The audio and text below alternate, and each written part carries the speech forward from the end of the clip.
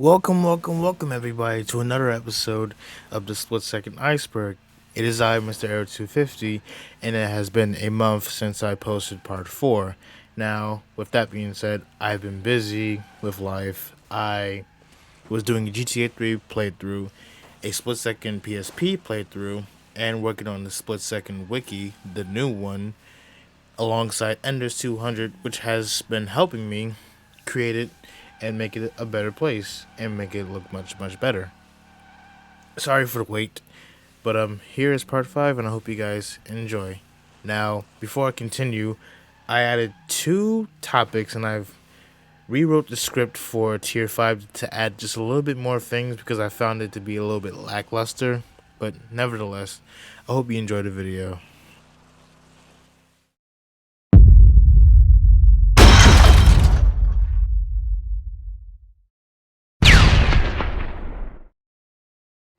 You have no idea how many times I had to reread this entire script because I kept messing up. But here we are.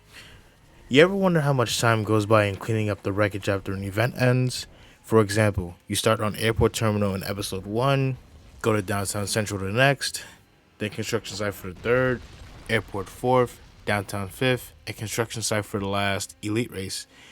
Is the team behind the show working super hard and super fast to rebuild certain structures? Because when you come back to the same track, it's like nothing ever happened. It's as good as new. Makes you wonder just how large of a budget they would have to receive in order to even clean this mess up.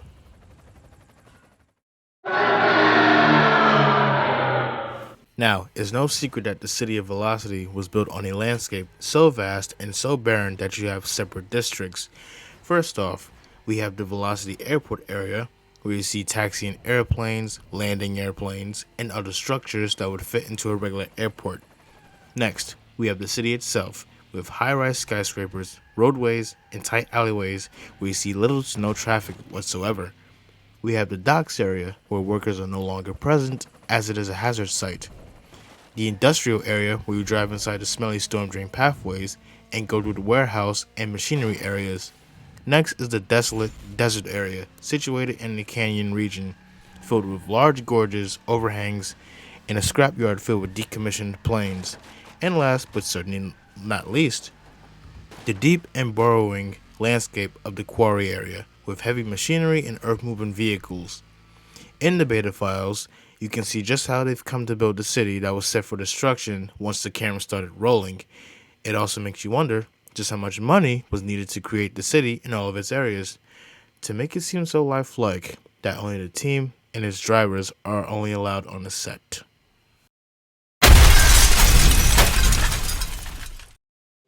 Did you know that the track from the tutorial level and the track Desert Run are actually the same track? You're probably like, Arrow, what are you talking about? Well, allow me to show you with 2 pictures here. I'll let you look at these for a few seconds. So basically, it is the same track except in Training Grounds, which is called that in the PSP version, you would have to travel on the intersection of the track. My guess is, after the Training Grounds track was completed, the other structures were taken down and shipped elsewhere, and in turn, they placed decommissioned aircrafts in the area.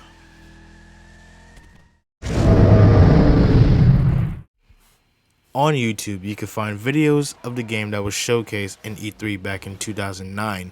In this version, only Airport Terminal was showcased, along with a soundtrack version of the main menu theme. You can also spot a scoring system that I mentioned in part 4. The car handling and physics were also different as well. Currently, this version of the game cannot be accessed to the public.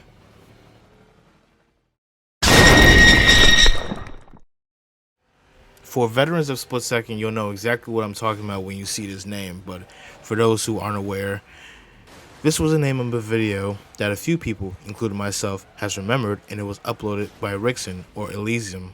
He's the same person. It was basically the announcement trailer, but the actual song that was played from the E3 version was played throughout the entire video.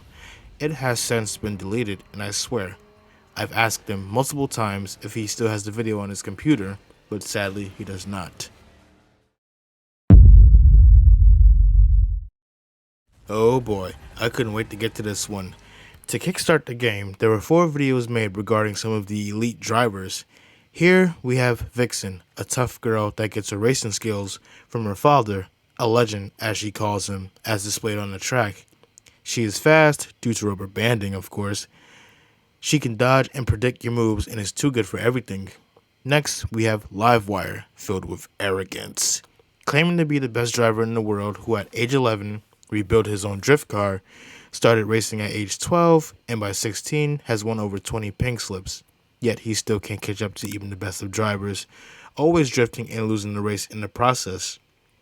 Now, given that his car is weak, the Elite GG12, it is always, and I mean always, subjected to power plays that will wreck you easily. Next, we have Hammer, who was, and maybe still is, a police officer who's been working for 15 years according to him. He has ended over 200 high-speed pursuits in his career. He claims it is hard to leave him in the dust, and I highly doubt it considering he's driving in an armored car that gets blown up by other drivers and takes a while to catch up. And finally, out of the four, we have Braun. He seemed to be the most chill person. During his career, he was a professional circuit race car driver, but left due to boredom in exchange for a challenge. He does, however, give you some advice and basically says to not worry about your training, but your instincts. Chaos is apparently nothing to this guy. Sadly, there are no other bios for Rig, Torpedo, or Raptor.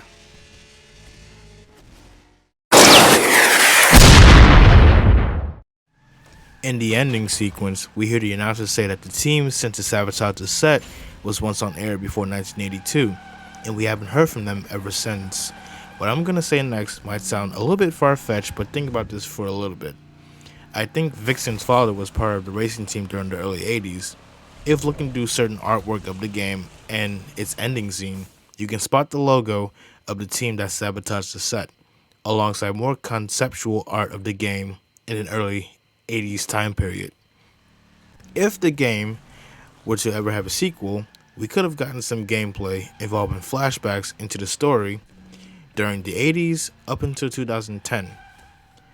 What happened to the old team that caused it to go off air in 1982 is unknown.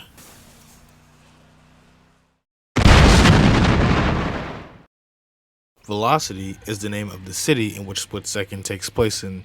It is backed up by the fact that during the trailers and beta version, the terminal sign read Velocity International Airport. It was built from the ground up to host the Split Second TV show. It has its own docks, city, airport, electrical system, and quarry. Also, a little extra fact. I've been told that the dam actually took half a year to create, and that the city of Velocity was built in just under 9 days.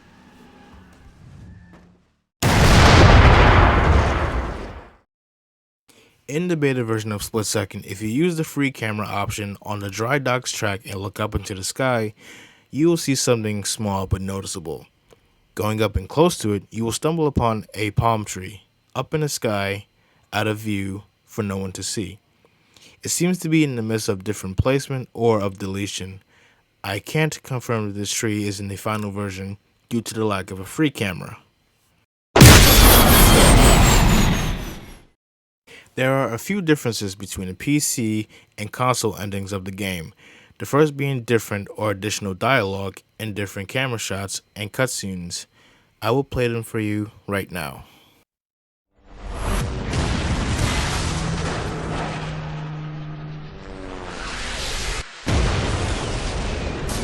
Son of a... Can't be! Not after all this time! No, they went off air in 82,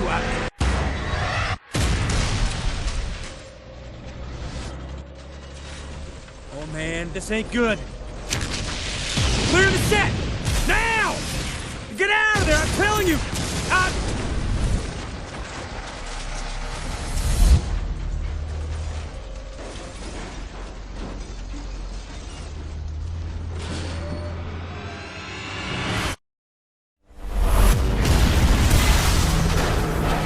The set's supposed to be clear by now.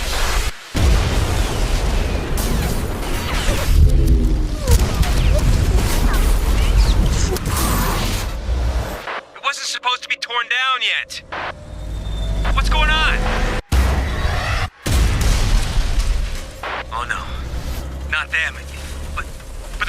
off Aaron 82.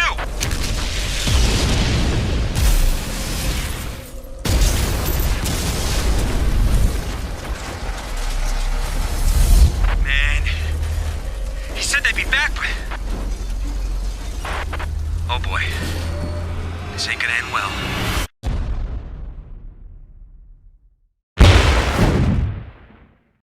This refers to the beginning of the tutorial for the beta version. It seems that prior to the game's season mode, 3 months ago, is where you would test out your skills to become qualified in the game's show. Only seen in the beta and nowhere else. This was never mentioned in the retail version, though it is cool to see that the game was originally going to be more in depth. This one is pretty simple but goes unnoticed at times. When loading into Elite races, you'll always see the Elite S510 in the dark background every time. But what if I told you that on PC, the Goliath on construction site is shown instead? Yes, this seems to be a PC exclusive as this isn't found anywhere else.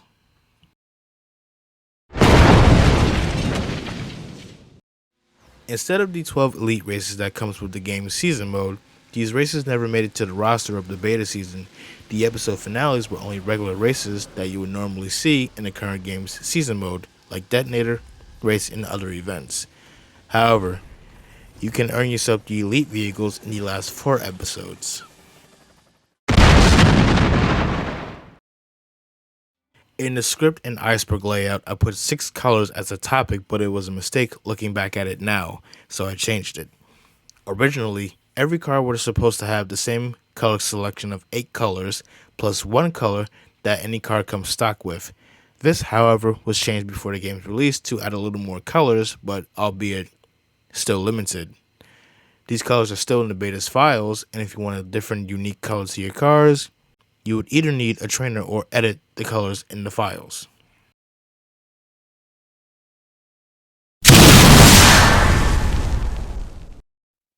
Along with the different livery designs for cars, achievements, stickers were also different. Different designs with different names and meanings. Some of them are similar, while others were reworked. Like the achievements we have now, they were to appear on your car. They appear on pre-release images of the game.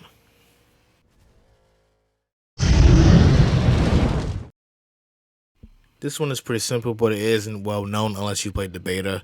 Instead of the 455 GT being the test car for the tutorial, the Brawler instead was used. Just a small minor change. Ironically, nothing too deep about this one, but it isn't well known, so it belongs here. And that brings us to the end of part 5. Now, I know it was a kind of a short video, but nonetheless, I couldn't really find any more topics to place in part 5 since tier 2 was packed to the brim. But if you like what you see, be sure to subscribe to the channel and all that other stuff. Part 6 will be in the making shortly after part 5 releases. And I hope you guys have a wonderful day. Thank you all for watching, and I'll see you guys in part 6.